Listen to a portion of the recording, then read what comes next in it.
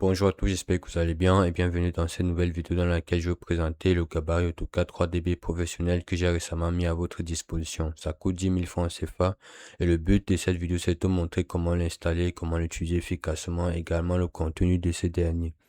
Alors pour ceux qui ne savent pas c'est quoi un gabarit AutoCAD, c'est un système déjà automatisé ou alors c'est un système déjà préparé à l'avance pour permettre de gagner un temps fou sur vos projets, 10 fois plus de temps que d'habitude, également vous faire gagner en productivité. Donc je vais donner un exemple concret. Imaginez qu'à chaque fois lorsque vous voulez démarrer un projet sur AutoCAD, vous serez obligé à chaque fois de vous créer des calques qui généralement ne sont pas normalisés. Vous serez à chaque fois obligé de créer des présentations, créer des cartouches, créer des éléments d'annotation, des styles de cotation, des styles de texte, copier des blocs de d'autres fichiers pour vos fichiers projets. Et avec cette méthode, vous allez que faire polluer votre fichier projet. Imaginez donc que vous avez un système où tout est déjà préparé à l'avance, où tout est déjà présent. Tout ce que vous avez à faire, c'est connaître l'unité du gabarit et démarrer votre dessin. Quand vous ouvrez AutoCAD, vous avez juste à lancer un nouveau projet et commencer à dessiner. À la fin, vous envoyez les éléments dans les calques respectifs et vous lancez vos impressions parce que les présentations sont déjà paramétrées. Donc, je vais vous montrer comment faire tout ça, mais d'abord, il va falloir que je vous explique le contenu du gabarit en question, ok? Donc, la première des choses, lorsque vous allez acheter le gabarit, vous aurez ce fichier-ci, le fichier 3DB AutoCAD version 2. Vous allez faire un clic droit dessus et puis vous allez venir dans WinRAR. Vous allez venir, vous allez faire extraire vers le dossier en question. Une fois que c'est fait, vous allez ouvrir ce dossier. Une fois que vous ouvrez le dossier, vous aurez forcément ce contenu. Si vous avez un dossier d'achat, vous aurez un fichier .dws qui est le fichier de normes. C'est avec ça qu'on va vérifier si notre projet est à norme. Vous avez ici le fichier .dwt qui est le fichier gabarit. Vous avez le fichier .ctb qui est la table de tracé. Vous avez ici le plugin AutoReback pour le ferraillage dans AutoCAD. Vous avez le plugin YQH pour l'automatisation des éléments architecturaux. Vous avez également un fichier compressé de sauvegarde pour votre gabarit et ici vous avez une vue en plan d'un projet et également vous aurez ici un fichier PDF de guide et de prise en main du gabarit. Donc le but de cette vidéo c'est de te montrer à quoi sert chacun de ces éléments, comment les installer et à la fin te montrer dans AutoCAD le contenu du gabarit en question. Ok? Donc, ce qu'on va faire, c'est quoi? C'est premièrement installer le DWT. Donc, dans votre cas, je vous recommande d'ouvrir le PDF, prendre connaissance de tout ce qui a été dit parce que j'ai expliqué la méthodologie d'installation. Donc, ce qu'on va faire, nous, on va copier ce fichier-ci, ok? Une fois que vous copiez ce fichier, vous allez venir dans la barre de recherche de Windows. Vous allez taper ici pourcentage.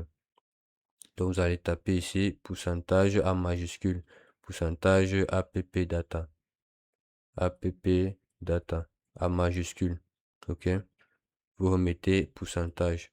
Une fois que c'est fait, vous allez taper sur Entrée. Une fois que vous tapez sur Entrée, vous allez atterrir sur ce dossier-ci. OK? Donc, le dossier en question, vous allez remarquer que ça nous a ouvert sur Running. On va revenir dans app data.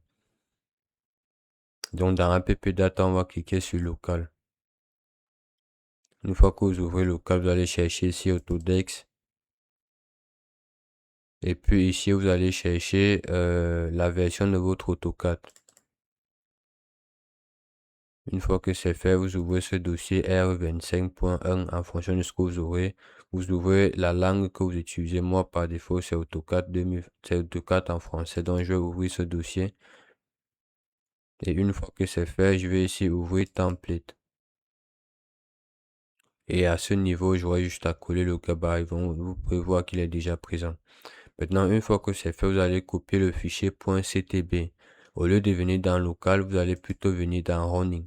Donc, je reviens dans app data, je vais venir dans running. Et dans running, je vais chercher Autodesk. Et dans Autodesk, je vais chercher ici la version de mon AutoCAD 2026. Je vais venir dans ce dossier. Je vais ouvrir la langue que j'utilise par défaut. Je vais venir ici dans ce dossier-ci, Plotter. Et ici, je vais venir dans Plot Style. Et c'est à ce niveau que je vais devoir coller le CTB. OK? Donc une fois que c'est fait, c'est le tour est joué.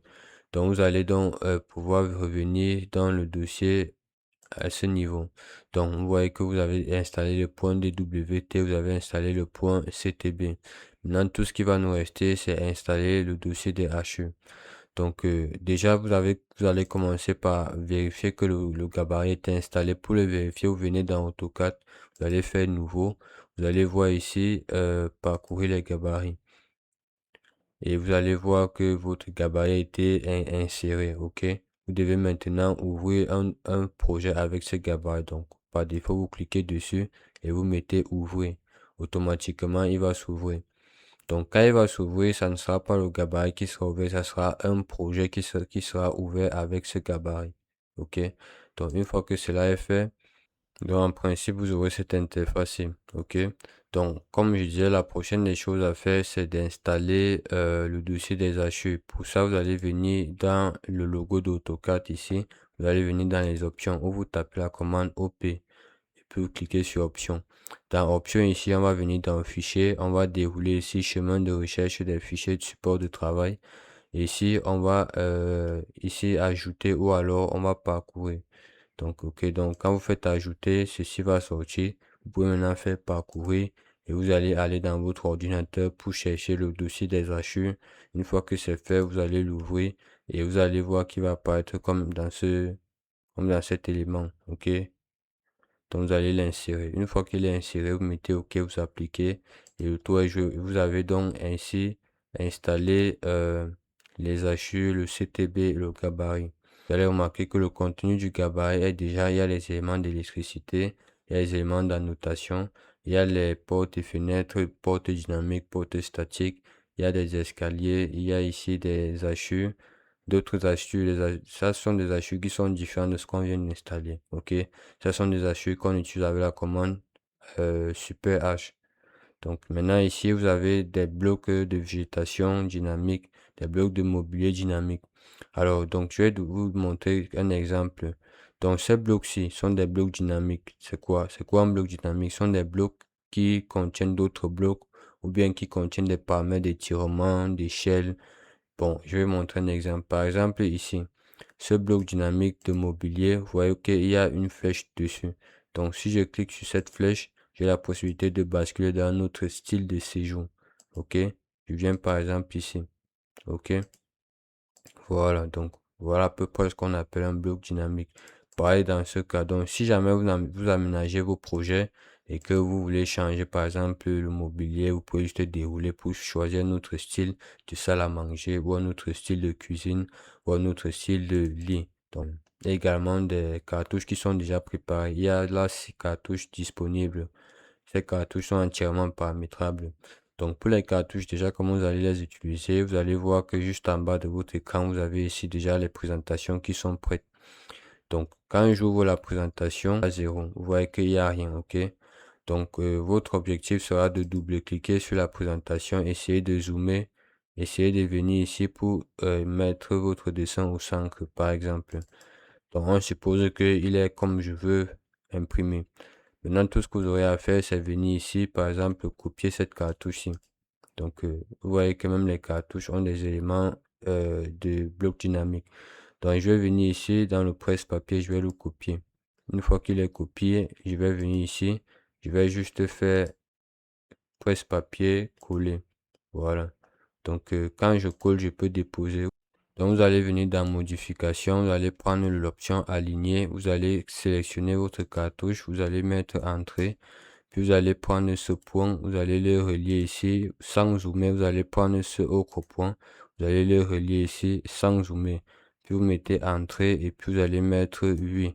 Automatiquement la cartouche va s'aligner à votre présentation. Ainsi vous pouvez donc lancer les impressions. Avant de faire des impressions déjà, vous allez venir dans les propriétés, vous allez venir ici dans gestionnaire de mise en page, puis vous allez mettre modifier. Donc, tout ce que vous avez à faire, c'est venir ici, venir sélectionner votre CTB. OK? Le CTB qu'on a installé, 3db.ctb. Vous pouvez également cliquer sur ce bouton-ci et essayer de vérifier si vous avez connaissance de tout ceci. Mais sachez qu'il est déjà entièrement paramétré. Vous allez mettre enregistrer et fermer. Et automatiquement, à chaque fois que vous allez lancer des impressions, c'est lui qui sera déjà présent. Vous mettez OK, vous fermez. Donc si je lance les impressions maintenant, vous allez voir que tout sera conforme. Donc la suite maintenant serait de venir dans l'espace objet. On va continuer les explications. Sachez donc que quand vous travaillez sur AutoCAD, par exemple sur ce projet, ok, vous avez ici des palettes de couleurs qui sont déjà présentes. Le but ici, c'est de faire en sorte que tout soit directement présent dans votre écran en utilisant l'option copie de propriété. Vous pourrez changer les hachures de votre mur, etc. Donc, par exemple, dans cet exemple, j'ai fait des hachures de murs, des murs de structure en bleu. Si par exemple, je veux changer tout ça, je peux juste prendre une copie de propriété et puis je viens ici. Je vais prendre par exemple cette couleur-ci. Donc, je pioche juste la couleur-ci, je l'amène avec le pinceau, je viens l'appliquer ici. Donc, si je l'applique par exemple ici, vous voyez automatiquement. Donc, pour les palettes de couleurs, c'est comme ça que vous allez les utiliser. Maintenant, pour les éléments d'annotation, vous allez remarquer qu'ici, il y a déjà des éléments d'annotation, des cotations qui sont présentes. Si par exemple, je mets une cotation, je peux par exemple venir dans noter, je prends une cotation par exemple, je vais venir ici par exemple ici, je me mets là, je viens ici, je me place ici et puis je mets par exemple ma cote ici, vous voyez, et que je me rends compte que cette cote ne me convient pas en termes d'affichage, par exemple, il est trop gros. Je peux directement venir en utilisant le copie de propriété, je prends ceci, je vais venir ici prendre cette cotation, je copie sa propriété, je viens ici, je l'applique, vous voyez qu'automatiquement il va diminuer. Il y a des cotations, donc si vous déroulez ici, il y a des cotations qui sont déjà paramétrées, vous n'avez rien à faire, vous avez juste à le prendre et puis mettre si ça ne vous convient pas avec l'option copie de propriété pour changer la grosseur ou bien le style. Donc c'est à peu près ça. Maintenant, c'est pareil pour les styles de texte. Donc vous mettez un style de texte, s'il est trop gros, vous allez juste prendre une copie de propriété, vous venez prendre un style de texte, vous l'appliquez à l'élément en question, il va directement être normalisé. Qui sont les grilles d'annotation, vous voyez que vous pouvez juste copier un de ces éléments. Donc si je fais ici, je vais venir ici, je vais mettre copier. Je me place sur ce point, je peux l'amener directement ici. Je le place par exemple. Une fois qu'il est fait, j'aurai juste à attraper ce poignet-ci et étirer. Automatiquement, je l'amène de l'autre côté. Je peux également faire une copie, je peux également double-cliquer là pour insérer ce que je veux voir afficher. Donc, si je double-clique ici, vous allez voir que je peux ici ancrer la valeur. Donc, par exemple, 6. Je mets OK. Automatiquement, ça va changer. Donc, c'est à peu près comme ça que vous allez faire. C'est pareil pour ces éléments-ci. Donc, ça c'est un élément de nom de pièce. Je vais par exemple prendre cet élément-ci, je vais l'amener là. Quand je l'amène ici, c'est également ça que j'ai utilisé dans ce projet. Vous aurez juste ici à double-cliquer. Quand vous double-cliquez sur l'élément en question, une fenêtre s'ouvre. Vous avez juste à ici taper le nom de la pièce, taper la surface. Et si vous venez ici, ça c'est le niveau. Donc quand vous regardez, il y a 0,0. Il y a nom de pièce, il y a surface. Sachez que la première ligne ici, c'est le niveau. Donc peut-être moins 2 mètres 30, moins, etc. Ça, c'est le nom de pièce. Ça, c'est le numéro de la pièce qui est ici. Donc vous pouvez changer ce numéro ici en bas. Vous pouvez vous placer ici pour mettre le nom de la pièce et mettre directement la surface. La surface sera introduite juste ici. Le nom sera juste en haut. Le numéro de la pièce sera ici et le niveau sera ici. Donc par exemple, un exemple, si je fais ça, je me place ici. Quand je clique sur nom de pièce, je clique sur ces trois boutons. J'aurai juste ici à taper peut-être, j'efface d'abord ce qui est présent. Je vais taper cuisine. Ou bien je vais taper douche. Ok. Taper douche. Vous pouvez mettre OK. Ou bien vous pouvez descendre ici en bas pour taper peut-être euh, peut-être 2 mètres. 2 mètres carrés. Donc ça va dépendre. Vous ajoutez un carré ici ou bien vous mettez l'exposant. C'est vous que vous voyez, vous mettez OK. Automatiquement, je valide. Vous voyez qu'automatiquement, il va devenir ce que je veux. Je peux également mettre le numéro. et le niveau. Donc c'est à peu près comme ça que vous allez faire pour les utiliser. Maintenant ici vous avez encore les blocs de porte. Donc sachez que les blocs de porte, il y a des blocs paramétriques, il y a des blocs dynamiques, il y a des blocs statiques. Voilà les blocs statiques, voici les blocs dynamiques. Un bloc dynamique de porte, c'est quoi? C'est un bloc qui peut être ajusté. Donc là, vous voyez qu'il y a une option de sans étiquette ou avec étiquette. Si vous avez un projet qui est déjà beaucoup trop encombré, vous pouvez juste mettre sans étiquette pour éviter de l'encombrer. Mais l'étiquette ici va vous permettre de définir non seulement la largeur de la porte, mais également le numéro de la porte. Donc c'est pareil, vous pouvez cliquer sur cet élément et puis vous allez juste à changer porte 90, porte 5, 60, porte 120, etc. Et en venant ici, vous pouvez taper la dimension réelle. Si vous faites la quantification sur AutoCAD, il va directement sortir au niveau des nomenclatures. Donc c'est pareil. Donc par exemple, quand vous utilisez cette porte dans vos projets, vous pouvez ici basculer le battant. Vous pouvez ici changer le sens d'ouverture. Vous pouvez ici étirer cet élément-ci ou alors vous pouvez le rétrécir. Vous pouvez ici, vous pouvez ici attraper ce poignet-ci pour agrandir votre porte. Sachez que quand vous agrandissez la porte, la valeur ici ne change pas. Ok, la valeur que vous voyez ici ne change pas. Vous allez le changer directement dans l'étiquette. Donc vous placez là, vous faites comme ça, automatiquement il va. Alors sachez que quand vous cliquez sur ce bloc, vous avez également dans la page de propriété des éléments. Donc au lieu de venir directement dans l'étiquette, vous pouvez venir dans la page de propriété pour taper la vraie valeur et le nom de la porte et le numéro de l'étiquette. C'est pareil pour les étiquettes de pièces ici. Par exemple, pour les éléments de végétation ici, si je clique, vous pouvez dérouler ici pour prendre un autre style, etc. Ainsi, enrichir votre projet. Donc, c'est pareil pour ces éléments-ci. Donc, si je clique ici, j'ai d'autres personnages que je peux choisir. Voilà. Sachez que le dossier que vous est fourni, vous avez déjà ici, quand je viens dans HU, vous aurez déjà le dossier qui vous sera présent. Vous aurez juste à dérouler et scroller pour voir à peu près le contenu du dossier d'HU. Maintenant, pour terminer ici, on va voir les calques. Donc, quand je clique ici sur calque, vous avez une panoplie de calques. Donc, tous les calques qui sont marqués CroixDB, CroixDB, CroixDB sont les calques que vous devez prioriser pour votre projet. Il y a les murs, il y a les éléments d'annotation, les bâtiments en dessous, les lignes cachées, etc. Donc, cotation, vous devez mettre les cotations dans le cas de cotation. Tous les éléments qui seront cachés, par exemple, si vous faites un plan de distribution et qu'il y a une toiture en haut, forcément, vous devez cacher le contour de la toiture. C'est à peu près ça. Ici, vous avez par exemple les éléments d'électricité. Vous avez ici les escaliers. Vous devez mettre votre escalier dans le calque escalier. Fourniture, c'est en quelque sorte le mobilier. Vous pouvez mettre le mobilier dans le calque fourniture. Les hachures, vous les mettez dans le calque hachures. Les feuilles. Donc, les feuilles, vous mettez dans le calque feuilles. Paysage, ça, c'est les bibliothèques de végétation. Les portes et fenêtres se mettent ici. Le site, les structures, les textes mineurs, textes, bon bref, vous avez compris. Texte, tout ce qui est style de texte, vous allez les mettre ici. Annotation, vous pouvez mettre des symboles d'annotation comme les grilles, par exemple. Donc, par exemple, pour bâtiment en dessous, ça c'est par rapport à une méthode de travail que j'ai déjà eu à partager sur mes vidéos, qui est une méthode qui consiste à superposer vos plans plutôt que de les dessiner sur le même espace objet. Ainsi, vous pouvez donc mettre le RDC dans l'étage en dessous, l'étage dans l'étage au-dessus.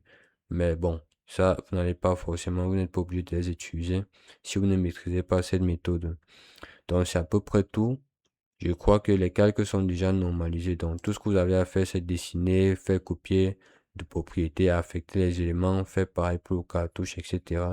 Et donc, à la fin, vous avez juste, par exemple, si je veux mettre les cotations dans le cas de cotation, je sélectionne la cotation, je fais clic droit, je viens ici, sélection similaire. Vous voyez qu'automatiquement, il me sélectionne toutes les cotations. Et toutes les cotations sont bel et bien dans le calque cotation. OK? Donc maintenant, on va voir une méthode. Sachez que ces blocs dynamiques, ok, ces blocs statiques et dynamiques, ou bien tous ces éléments-ci, il se peut que vous avez de gros projets, ok? Et ça fait que vous n'avez pas un PC puissant. Si vous décidez de faire de gros projets dans ce genre d'interface avec tous ces éléments présents, forcément vous aurez des ralentissements.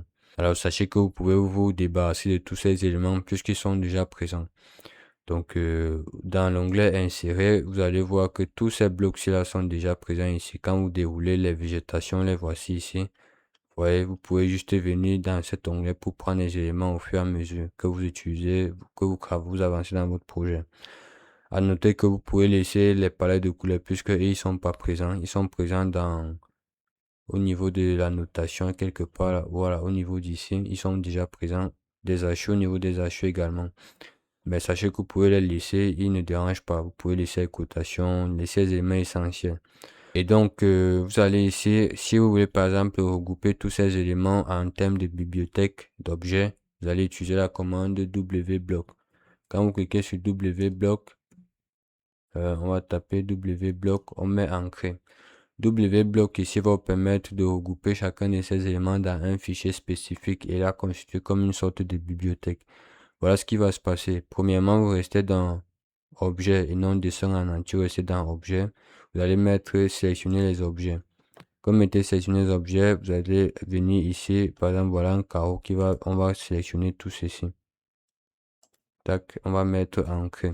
Une fois que c'est fait, ça, on est en train de créer une bibliothèque spécialisée éléments de végétation, par exemple. Donc, ce qu'on va donc faire, c'est venir on peut le nommer. On va venir dans notre PC quelque part, on va essayer de le stocker. Une fois que vous allez le stocker, vous mettez OK. Automatiquement, un fichier DWG vous sera créé. Et ce fichier aura uniquement ces éléments. Et vous pouvez donc le supprimer. Vous faites pareil pour le mobilier, pareil pour les éléments de électricité, etc. Quand vous allez faire ça, vous allez rester avec un fichier plutôt léger, propre. Donc, je vais vous montrer à quoi il va ressembler. Si je viens par exemple ici, si je fais ouvrir un nouveau dessin, vous allez voir que c'est à peu près ça qui va rester. Donc, c'est ce que moi j'ai fait en fait. Donc, ce que je vous ai fourni, c'était juste pour que vous puissiez voir tout le contenu du gabarit. Mais sinon, vous pouvez utiliser la commande wblock pour regrouper les éléments en fichier. Et à travers cette option de insérer, si je viens ici, je viens bibliothèque de blocs, vous allez voir que j'ai déjà regroupé ces éléments et ils sont déjà comme une sorte de bibliothèque. Donc, par exemple, les cartouches, ils sont dans leur fichier DWG cartouche. Vous voyez que je peux directement prendre cet élément et quand je le dépose, automatiquement, j'entre les éléments de la cartouche, je mets OK suivant et je valide. La cartouche est déjà présente. Donc, c'est à peu près comme ça que vous devez travailler. Alors maintenant, il y a le fichier norme. Le fichier norme, je vais essayer de vous expliquer son fonctionnement. Le fichier norme, c'est le fichier qui va permettre de vérifier si notre dessin est conforme aux différentes normes établies par le CTB. Donc déjà que le fichier norme fonctionne avec le CTB et les calques, ça veut dire que quand vous finissez votre dessin, ok, si vous mettez tous ces éléments dans le même calque, il n'y a pas de problème. Lui, il reconnaît le calque comme étant un élément qui était paramétré dans le fichier CTB, donc il reconnaît en fait. Par contre, si vous copiez un élément d'un autre fichier, peut-être un bloc, vous ne voulez pas utiliser l'un de ces blocs, vous voulez utiliser un bloc spécial issu d'un autre fichier, là, il peut vous signaler des erreurs en vous disant qu'il y a un calque que lui ne reconnaît pas. Ça ne veut pas dire qu'il ne sera pas imprimé. Vous voyez. C'est juste que lui va vous dire qu'en fait, il y a un calque que lui, il ne reconnaît pas. Et il vous dira quel calque. Mais donc, en gros, ce n'est pas vraiment un problème. C'est juste pour se rassurer que notre dessin est conforme. Donc, ça veut dire que malgré le fait que vous prenez un bloc ailleurs, il se peut que votre présentation soit comme il faut. Donc, quand vous lancez vos impressions, tout est bon, ça va, il n'y a pas de souci.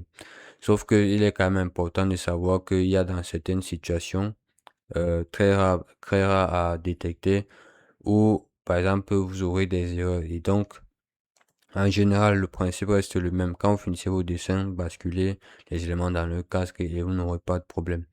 Mais en gros, si vous voulez voir l'utilisation du fichier norme, tout ce que vous aurez à faire, c'est d'en venir dans Gérer. Et vous allez voir ici, norme CAO, cliquez sur Configurer. Et vous aurez ici la possibilité d'ajouter votre fichier norme. Comme vous voyez, il y a un fichier norme qui est déjà présent. Vous pouvez ajouter votre fichier norme, tac, et puis vous lancez vérifier les normes. Quand vous lancez vérifier les normes, si je fais comme ça, il va me dire que vérification des normes est terminée, problème trouvé 0, pour réparer automatiquement 0, réparer manuellement. Bon, en fait, il vous fait un résumé pour dire que non, il n'y a pas de souci dans votre dessin, tout est bon, ok? Puisqu'il y a déjà un fichier norme lié à ce CTB ou à ce fichier DWT. Donc, c'est à peu près comme ça qu'on fait pour utiliser le fichier norme. Mais bon, voilà, c'est important de savoir parce qu'au cas où vous aurez des erreurs, sachez qu'avec le fichier norme, vous pouvez savoir que non, il y a tel élément qui n'est pas dans son calcul. Il y a tel calcul qui vient compromettre la normalité de mon projet. Donc j'espère que cette vidéo vous serait utile et qu'elle est complète et que j'ai répondu à un maximum de questions. Si c'est le cas, n'hésitez pas de vous abonner, laisser des commentaires, vous avez des questions, laissez des pouces bleus. On se dit à la prochaine pour une nouvelle vidéo. Ciao.